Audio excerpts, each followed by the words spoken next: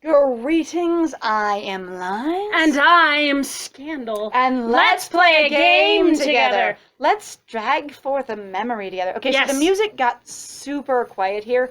We can even barely hear it, but we're kind of afeared of adjusting the volume for the sake of sometimes it's really, really loud. Right. So we're just kind of keep it where it is. And if you want to go investigate, the music in this scene, please, the soundtrack of this game is really cool. As far as we know, it's all copyright free, music that's available in other places on YouTube. Yeah. But some of it is really fun and atmospheric. And it's very hard because the volumes are so different to capture it accurately sometimes without adjusting constantly so that our voices aren't drowned out. Because playing this on a tablet, we can't capture the tracks separately. Yeah, because there is no, we could have done something where potentially you could simulate a desktop, basically an Android desktop on a computer, but we didn't do that to start out with, so here we are! Yeah, like I said, if we're playing it on a tablet, there's no way to do it. Yeah, So I slow to a walk, then stop, concentrating on that thought. Happy thoughts!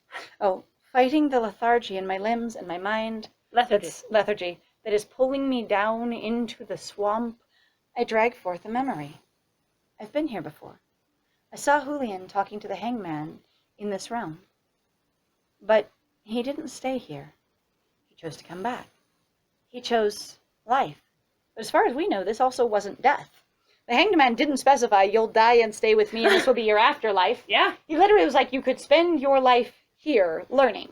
Like, he didn't say you would die. So if that's something that our character knows based on the vague stuff that Astra's ever told us about the other realms, and that the stuff that we've overheard him be vague about, because he's never told us anything directly. Because Astra only vague magics at us. And based on the entire experience we've had here of Nerd describing their own abilities and going, I think I know a spell about that, it always is, I think I've heard Astra talking about it over there at some point. It really isn't ever Astra teaching or telling me this, except for when we were teaching Julian magic in the tower, going, here's how he taught me, but I won't teach you how he taught me, I'll teach you something different. One of the only references we ever have to Astra teaching us directly. Which is so frustrating. And going, wow, he must have been way more comfortable with us when we were very young, before we started being more of an adult, or more behaving in more of a way that he could interpret as mature. Right. Because after 3 years, I don't think you're super mature. But in the same way that it was implied in Tangled, that the Disney version of Rapunzel, that Mother Gothel was very comfortable raising a young Rapunzel, and that they were close and pretty happy together when Rapunzel was very, very small. Right. And then suddenly there's this massive dissonance, that's tension over time, probably due to, I have a lot of opinions on this, but something similar like that could have happened with Astra. Right. Where as you became more like an adult, and especially if he's meant to have like romantic or attractive attention with you, or tension in reference to you, him going, the more you seem like a mature person, the more uncomfortable I am with my own feelings, so yeet, out the door I go. Goodbye! Because you're only 3. Especially because for the prologue in this case, for this particular character, Astra already directly basically goes, I love you so much! So yeah, we're in what is a dated prologue intro at this point, where we have a second prologue of an updated one on our channel. Right. And that, like, in this prologue that we've played for this character, Nerd, Astra has confessed his love for us, and then we went off and dated Julian. Yes. And that's an interesting choice. Yeah. On the other hand, but it's also like your dad confesses your love for you, kind of. I guess. Or I don't know how families work in this world at all, so it could be completely different social context. That's true. Maybe he is considered your master, so he could also be like your caretaker, could just be like a mentor figure, and maybe it's totally fine to date your mentor figure. Maybe, yeah. I mean, you never know. We really don't know. Anyway, he chose life, which is what I'm going to now let you know his choice was, which we, the reader, did not realize. That's true. This isn't right. This isn't real. We're caught in a dream, and now we recognize it. Ah! And now there's a, no, don't recognize my dream. I was so good. The breeze stirs my clothes under the water before a great gust of wind whips around me under the water. Underwater, blowing away the fog that was water. above the water, that I could see with my face that was above the water.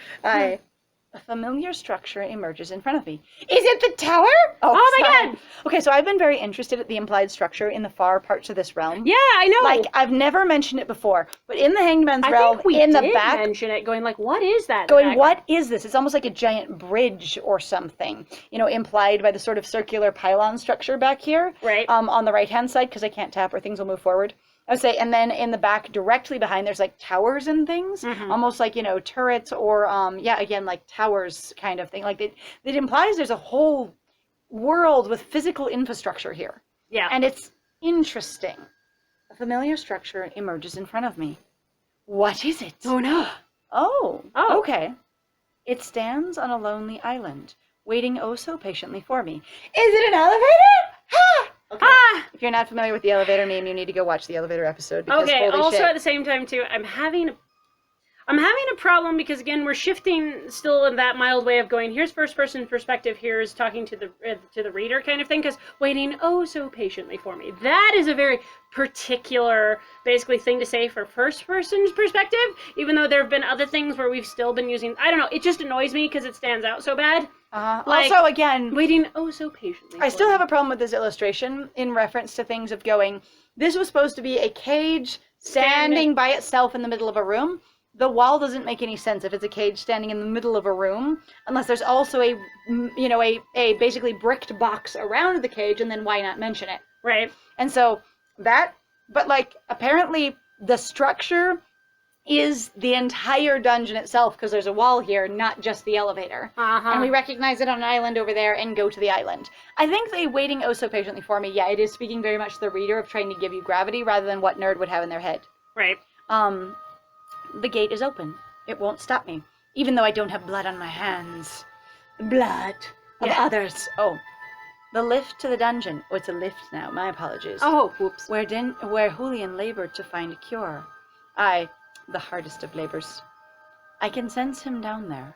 The real Julian. This is where he went. It's okay, except for he didn't go there.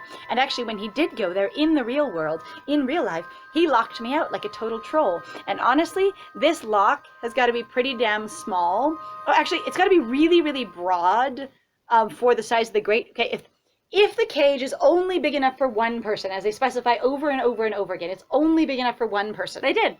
Try and imagine how short this door is if the width is only wide enough for one person to enter. And then how does Julian get in there other than like ducking down and putting his knees up by his face kind of thing? Especially considering he's supposed to be enormously tall, I guess. I gotta say, so if it's only guaranteed big enough for one person, that means this entire doorway is only the width of his shoulders, basically, which isn't necessarily even your standard doorway in a room. So it's a fairly narrow door. So, and then, which implies a very short height. Okay, so I'm going to complain about this again, and I appreciate that it's a fun thing that people didn't ever have to learn about. It could just be a thing that they could have. Okay. But I still think the Arcana didn't basically jump on a good chance, didn't go with a good opportunity to basically, where you have all the character profiles in the game, we know that they exist basically off and aside before you get into the chapters themselves. Okay. But they didn't go where they were unfilled in. Like, you had to go get the names of each of the characters. You had to go get their favorite food. You had to go get how tall they were. You had to go learn all that stuff from playing their routes so that it felt much more personal. Or maybe there were even be facts that you could only learn in other routes about those characters, because why would they talk about those things to you? I was going to say, so what my friend is saying here, a missed opportunity. Yeah. I was going to say is what Scan was going Sorry, for. I was saying that there was a missed opportunity here, and I agree.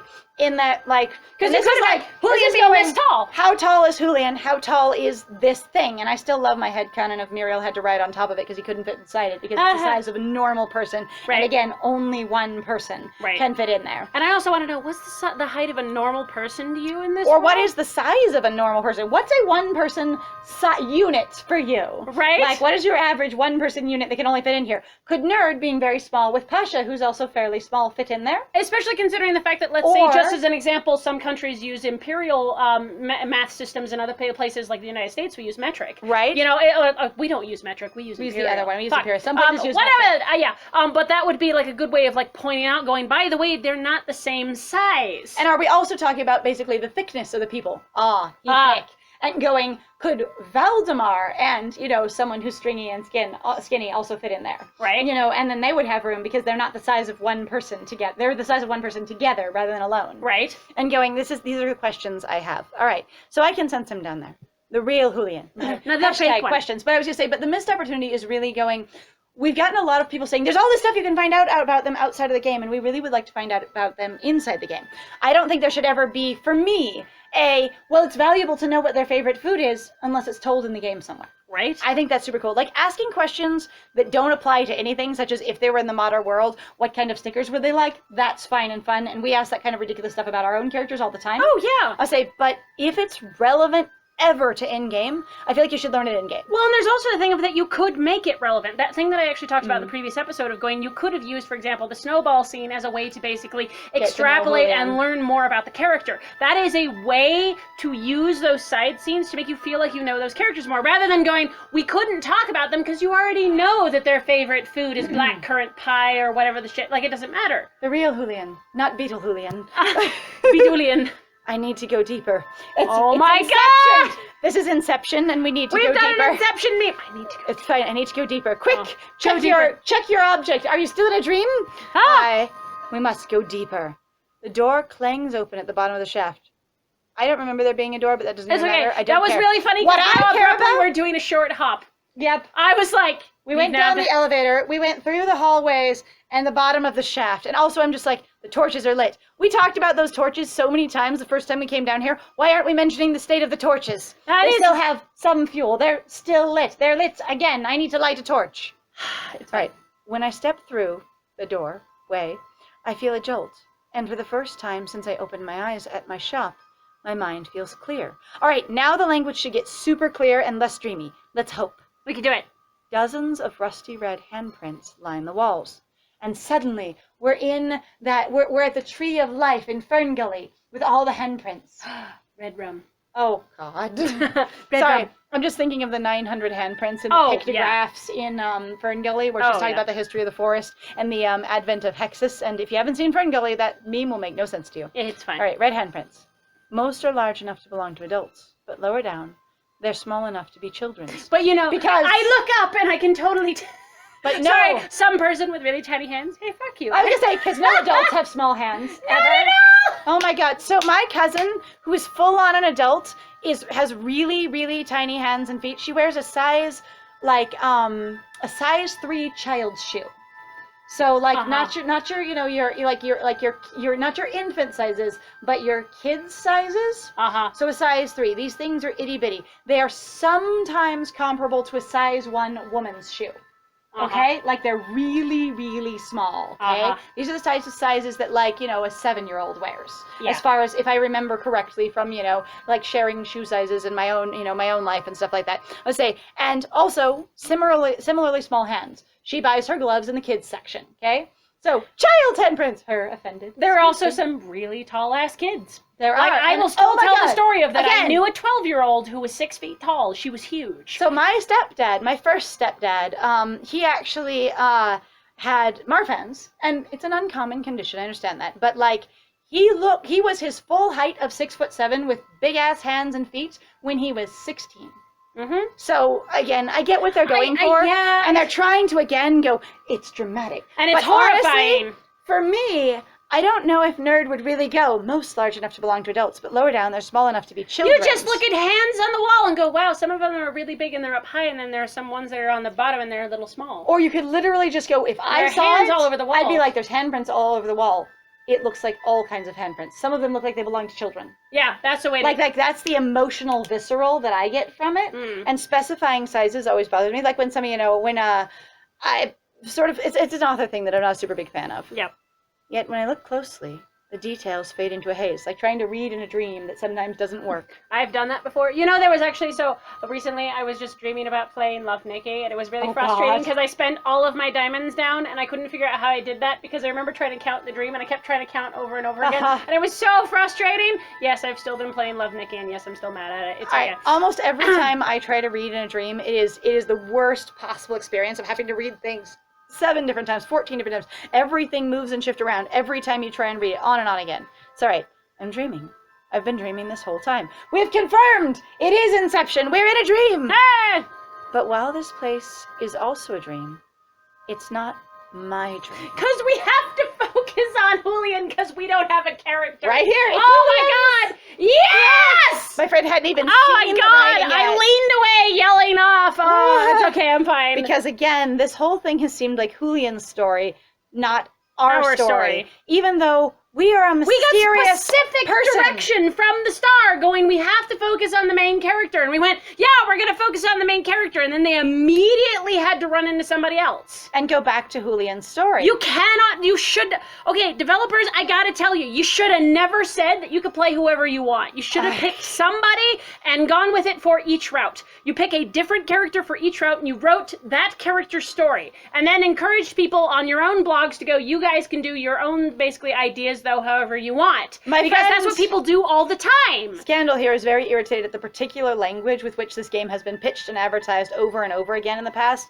in reference to you can play whomstever you want, however you want, because obviously there aren't enough options to do so. But what I was going to say, and that is valid. No, that's fine. Mm-hmm. What I was going to say is that it's frustrating to me that you build this character that literally wants self-discovery because they do not remember who they are and are nonetheless fascinated with and or fixated on their own past. Unlike amnesiacs that we have met, the MC here seems very, very interested in who they used to be. I don't know anything about that. It's a pressing weight in my mind. I feel the void of my memories. I am attached to this idea that I cannot remember things and who I am. And going, it would have been really cool to discover who the hell we are. Or who we used to be. Because the thing is your past does not define you. You could literally go, wow, I was nothing like I am now in my past. That's interesting. Mm-hmm. And it doesn't then define your character. It doesn't stop you or lock you into anything because you didn't do those things. You're now just remembering them. You can even go like to the original Total Recall movie with, and it's been done in other movies too, but it was done pretty well in that one. The one with Arnold Schwarzenegger, where it's like, he wiped his own memories to become a different personality. When he got all those memories back, finally, he didn't regain his old personality because he had other moral choices and a new person that he had come through logical conclusions. So flooding back in all those memories, while it affected him, it didn't change who he was. Mm-hmm. And he still was that person he had become because of new information without a previous shadowing emotional context. Right. And there have been people that have literally lost their memories. And really liked to get to know our main character during this, and know what we've done. Like the story about Brendel, and we used to work, with Julian in his private clinic. Tell that character story. I'm like, holy shit, I would love to know what we did back then and how we assisted you. How did we get there? How old were we when that happened? Mm-hmm. Any of those things. And the thing is because none of those things matter now. You could say that your character is 105 years old now because you have no idea how the resurrection process works. Yeah. So you really can play anyone at any age. Maybe resurrection made you look 16. Maybe resurrection made you look 45. Even though when you died, you looked a different age. Right. Like, you could still have room for it. Mm-hmm. It's Julian's. Because everything's about Julian. Right. All of it. This looks slightly different. I don't know why, but my brain is just, maybe I haven't seen it in a while. All right, the dungeon. I'm also like, I don't think we've usually sat at this angle. We usually have, remember the well over here? Yeah, I'm not seeing it. Like, I'm the doors, and this looks different to me. Like the door experience. I wonder if it got flipped. Not what I'm remembering. I think this is still flipped. Either it's flipped or like there's more doors. I don't remember 4 doors in a row. So but again, that could be my memory. It's been a little while. Yeah. This game has a lot of story in it. Huh? I will not fault them for writing a lot of words because they definitely have. Mm-hmm. Like these developers have put a lot of words into this story. The dungeon in my memory is empty, with only abandoned tools and stains left behind. But this dungeon is what? Or is this? It doesn't look empty to me at all. Like there's tools here, and there's jars here. We're referring to the dungeon in our memory and then seeing this on the page, and I'm going, are we saying that we're seeing something different than what we remember? Oh, okay. But now bodies are piled in the corners, and the crumbling walls weep Ichor. Ichor. Thank you. I'm like, Ichor. I think people have also said Ichor. Ishor. It's like du jour. It's like Ishor. Weep Ishor. It sounds dramatic that way. Yes. It's fine. Okay, so that's a little dark. I'm like, there's also a coat hung up that I don't remember from before at all. That's what I said. I think it's flipped. Okay. The office doors bang open and closed in a silent wind. Okay, 1, wind in the dungeon is weird. 2, I'm still not down with calling the cells offices. Like, I'm not. Julian going, his office, which was literally the cell he was locked in. They have doors on them. They have a locking bar that goes onto them. They're not offices. They're cells? You can have cells! Wait, with desks. It's not a modular office. It's a cellular office. Oh, God. Wow. My God. So, How far did your signal go for that one? Right? It just feels super weird to me. So, that's fine. The office doors. I feel like also if you're trying to make it dark and creepy, why wouldn't you say the cell doors? No kidding. Specifically, let's make it dark and creepy. Let's mention children's handprints. Let's say there's bodies piled everywhere. This whole thing's supposed to feel unnerving. And then I went to the office, and then office doors. And then I got the coffee pot down in the office. So that feels dissonance to me. And then I went and turned on the electric tea kettle, which we love our electric tea kettle. It's beautiful. It glows so blue. Good. We love our electric tea kettle. Okay. The office doors being open and closed in a silent wind that is still blowing at me from the time that I left the water and was in the water. Silent wind. Silent. Thank you. There we go. Shushing the wind over here. Pardon me. No, I'm sorry. Beetles swarm over the walls, clicking mutinously. I love that idea. Huge googly eyes. They're so angry, the beetles. You left us on the boat! You left us on the boat, you didn't bring us with us, and you didn't let us follow you, and then we couldn't swim, and then we're just down here. Beetle Julian. What? Beetle Julian. Beetle Julian is disappointed. Beetlian. Beetlian! Oh my god. Hooliddle.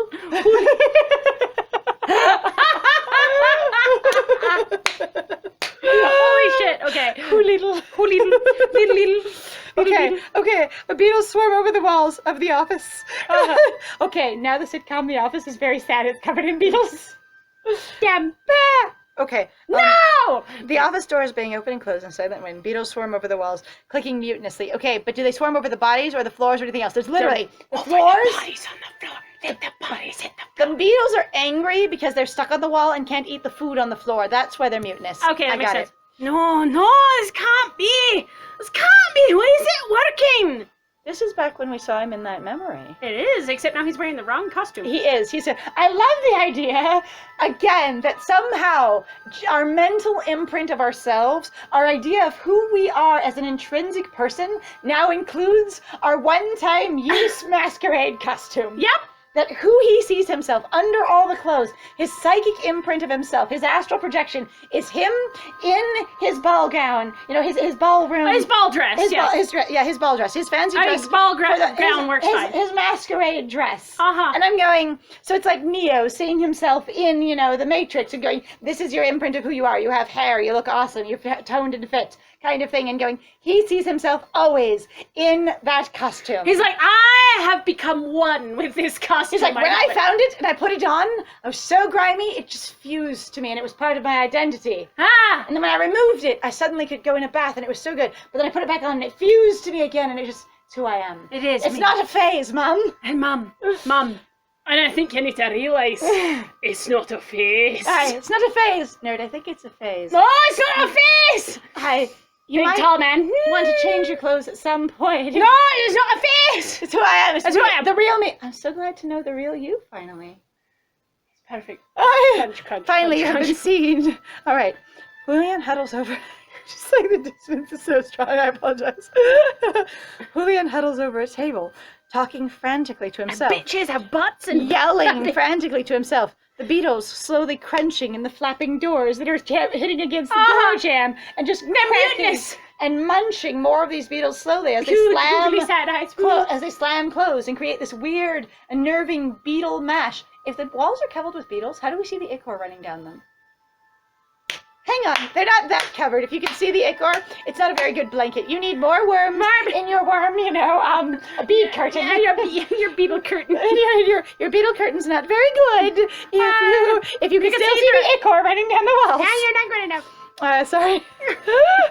What if they really were those little twisty worms instead? So what we're talking about is the little craft worms that have the googly eyes, little pipe worms that are just covering these walls with the blood bleeding down, and you're like. So it's been a really big meme recently. So if you're watching this like right now as we publish it, you might know what this is. I was gonna say, but someone actually did like what essentially your bead curtain style, doorway curtain of these colored worms, and it was so great. But they did like a thin one, and then everyone engaging on social media was like, no, you need more worms, so they add more, and you need more worms, so they add more. I was just saying, and so basically they just need more beetles on the wall. Yeah, any more. It's fine. But also I am having this sort of horrifying, like slow crunching noise, and then the ichor being drained from the mashed beetles in the door jams, and just going. But my friend really doesn't like dead bugs. So I have a primal fear of dead bugs. And I don't know apparently why. there is a person. The person on the table. Not a person. Okay, there are piles of bodies in the floor all around the room, and there is a person on a table that we did not notice, earmark, or be aware of, even though the fog is completely cleared from our head. That seems really weird, because even when you walk into horror room in Scary Movie 205, you do see the bodies lying over there, or the one body in the morgue over on the table, or whatever, and you notice it, even though, did we say bodies in the corners and on the tables? I don't remember. Shit, that might be important, but then the body on the table, the person, not the body, sorry, the person on the table coughs violently and struggles to sit up. Since when is there the person on the table, and we only have one table? I'm lost. All the other tables poof out of existence. No, still a dream. All right. Julian? They're wearing my clothes. They dress like a chameleon going to a masquerade. Us, why would we ever My be? body, my face, my eyes. The sclera dyed crimson. Have we seen ourselves a lot of times? Are there mirrors everywhere? Do we know what we look like really well? Because I haven't seen a lot of mirrors in this game, and I don't think they mentioned mirrors in the shop. And I know that while mirrors did exist in medieval times, or what this is, you know, your medieval fantasy sort of framing, or semi-medieval kind of, this feels old-timey, we don't have electricity, we have magic. Going, I haven't seen a lot of mirrors. The lengths they've gone to describe beautiful things in this place and how opulent certain areas are and stuff, when would we have known what we look like? I mean, I could see us running into, like, mirrors in Nadia's castle, but we've never necessarily had time for that. They've also never been mentioned that I'm aware of. No, I know. I'm just saying, like, it would be interesting, because I could see it happening, you know, sort of as an aside. And then, like, your character being completely fucking fascinated with themselves, because, okay, so one thing that I've always found to be really frustrating about where people go, people who have never been exposed to mirrors are just so weird, they're so obsessed with themselves, they just look at themselves all the time, and you go, of course. They've never seen themselves. It's actually, there's a really good parallel of an animal developing self-awareness. Some animals have self-awareness, and they know that in the mirror it's themselves, whereas some dogs just bark at the mirror, and some cats just go, another cat, kind of thing. And some of them really will just be like, that's me. That's so fucking surreal. That's me. I can see me. Well, and that's basically what it is people have self-awareness, a level of self-awareness, if not an incredible amount of self-awareness. And suddenly being able to see yourself when you never have can be super wild in that self-awareness. Well, and I don't think it's, so to me, the thing is what I'm trying to get at, though, is it's not like a lower class thing to do. So, like, remember the story of, for example, of Narcissus, right? In Greek mythology, where he saw the image of himself and became obsessed with himself. Right. I'm like, that must have been a really fucking clear, good pool to see yourself in. Right. In water. Because you have to, again, still at the time, you really didn't have that good of an image of yourself. And yes, he could have also been incredibly attractive, so he found himself attractive. But the idea of people in stories who get super obsessed with themselves, like, I look at myself, I see myself all the time, it's like you have to consider, in that kind of culture, they didn't really have that good of mirrors or that clear of mirrors. Like, you had bronze mirrors, which you had to polish really carefully. Or silver mirrors specific. With no glass over them. They were very specific experiences. So I don't think of them as really basically being, you know, self-obsessed. It's really just going, I am identifying me, and that's wild. I'm also interested in me, because that's something you can't usually do. In the same way that any novel experience can be very fascinating and interesting. But I have more of a problem with this going, I don't always recognize me in a mirror. Yeah. So if there's, you know, like you're walking in some public space, and there's suddenly a very reflective surface, I often go, person? And it will take me a second sometimes. To go, oh, it's me. To go, oh, that's me. Yeah. And going, the person on the table suddenly moves. My body, my face, and especially in reference to some of my experiences with my body changing over time, even going through like puberty when I was younger and going, that's not me, I don't look like that, or various times when I've experienced other, you know, physical challenges going, whoa, that doesn't look like me. I have been a foreign body to myself many times in a mirror, even when I've walked into a bathroom, you know, in the house I live in, going, whoa, is that me? Do I look like that? And sometimes I've thought that I wouldn't recognize myself on the street if I was dressed differently. And so maybe this feels sort of wild, instant recognition of the self. On the other hand, it's a dream. Yes. So dream, I guess. Yeah. But it's not me. It's not me. So there's coughing associated with the illness. We were wondering about symptoms, which we didn't have. Right. Coughing is also apparently associated. Whoa. That's fascinating. Okay, since we can't do anything else. My voice dies in my throat. No matter how hard I try to scream, I can't get the words out. It's apparently extremely traumatic. Okay, so what I would like communicated more here. So in dreams, when I've had nightmares, sometimes nothing specifically scary is happening, but there's a massive emotional terror going on.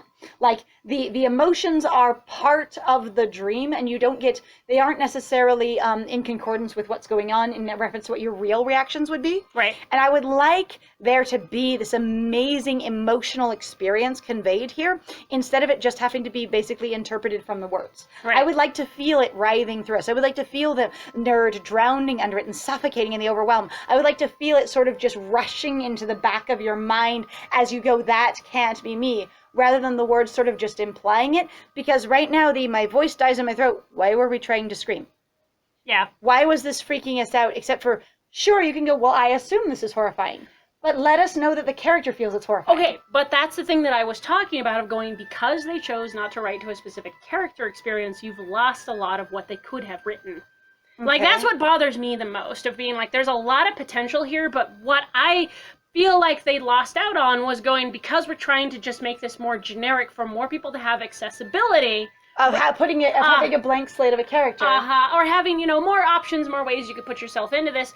It made it less accessible because you couldn't write then about a specific experience. On the other hand, to me, they've written incredibly specific experience often, including that we seem to be super traumatized by learning that we had died, and that's not something I connect to and going, why is that traumatic? Right, and I think, honestly, you should probably have that sort of discussion. Then you'd have to establish in the world itself going, why would this ever be a thing? Oh, but nobody else has ever been brought back before. Have they not? Or you could also be like, but it would be a character building opportunity. I was going to say, and it would be a character building opportunity. Instead of them just going, I am terrified and I am upset, I'll barely get through this, you could go, the idea of this scares me. You could build that up and going, okay, now that I know the idea of this scares who I am playing in the game, now I can then choose options from there or connect to the words from there. Right. So I would like to, instead of this just being implied creepy, I'd like you to tell me some of the emotions that my character's feeling, so that when suddenly Nerd is screaming and desperate to, scream their throat raw, which is what this feels like right here, that I would know that buildup was coming,